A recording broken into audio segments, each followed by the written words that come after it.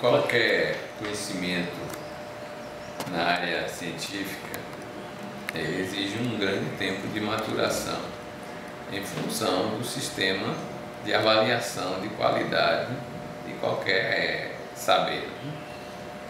É preciso que os trabalhos de comprovação sejam desenvolvidos com base num certo modelo experimental ou observacional e que sejam feitos por comunidades, não uma pessoa isolada, né? Comunidades. E é por isso que todo o trabalho nessas áreas demanda bastante tempo para ser aceito. Depois disso tem que ser validado por órgãos oficiais, né? No caso, no Brasil é a Anvisa ou o Conselho Federal de Medicina, ou ambos, a depender do que se trata.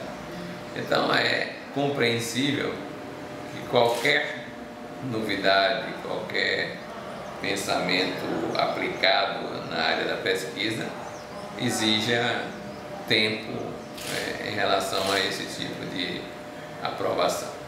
Mas além disso, há aspectos básicos que são chamados tecnicamente de aspectos paradigmáticos, que equivale a dizer que o modelo de pensamento que rege uma civilização, uma cultura, ele influencia naquilo que é passível de ser estudado, passível de ser validado.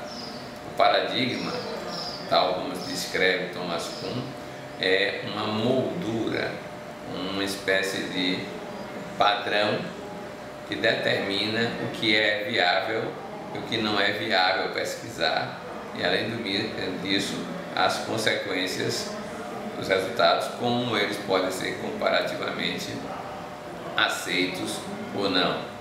Então chega a se dizer que os paradigmas são incomensuráveis, isto é, a compreensão de um jeito não é fácil, não se transporta para a compreensão de outro jeito.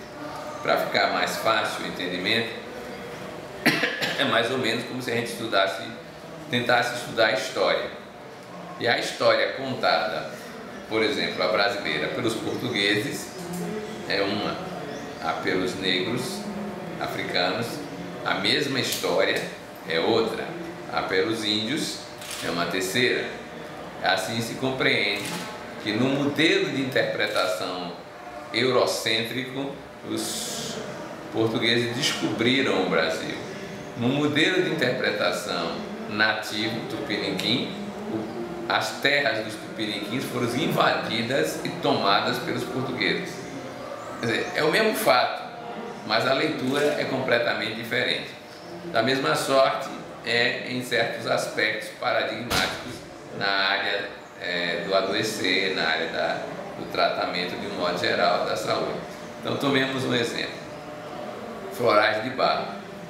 Ele não obedece às linhas paradigmáticas da medicina oficial, que é a alopatia.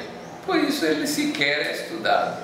Não tem nenhuma penetração na área acadêmica, porque o modelo de entendimento do que é funcionar e como atua não é o modelo previsto pelo paradigma.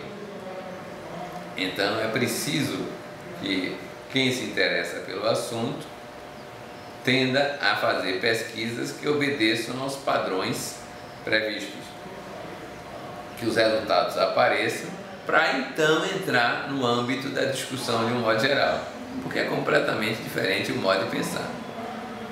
Essa é a grande dificuldade. Não se trata meramente de resistência, trata-se de organizações, como todas as organizações, que se preservam mantendo critérios, mantendo normas, mantendo comportamentos aceitáveis. A mesma coisa acontece no âmbito religioso. Quando você está trabalhando no ambiente espírita, você pode ter demonstrações claras para quem é do ambiente da presença de espíritos e das suas influências. Mas o outro, que trabalha num modelo materialista, diz: olha, é que eu vou observar a influência de algo que não existe. Porque a existência, a percepção da existência, depende da do sistema de organização de pensamento das pessoas. Quando Pizarro invadiu o México, vocês podem ver isso no filme Quem Somos Nós, os índios olhavam e não viam os navios se aproximando, porque não existiam navios no universo de pensamento deles. Eles não conseguiam perceber isso dessa forma. Só mais tarde que um deles consegue clarear a mente para poder descobrir algo novo, é que os navios já próximos são encarados como realidades, porque aquilo ali, visto por quem não conhece, pode ser interpretado meramente como uma espécie de alucinação. Não tem referência para isso. Então a grande dificuldade de qualquer saber para penetrar num outro mundo que é diferente, como eu disse, epistemologicamente, é tornar-se conversível ao conteúdo do outro mundo. Em outras palavras, falar a língua nativa, a língua da situação, a língua da região.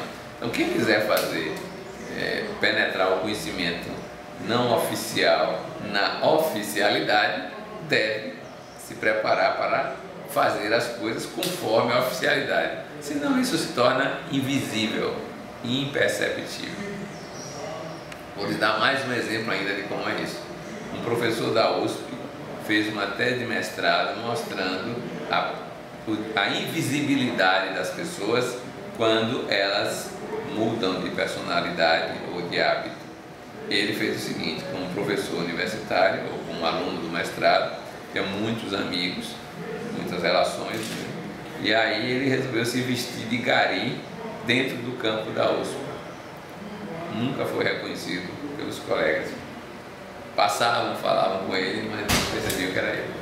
Ele se tornou, enquanto identidade, invisível àquela população que eu conhecia, porque estava em outro mundo, em outra realidade, que não era a esperada da situação. Então, isso é uma razoável e longa explicação de por que há, naturalmente, diferenças de pensamento que não se mesclam facilmente, porque cada cultura, cada modelo tem o seu jeito de olhar a realidade.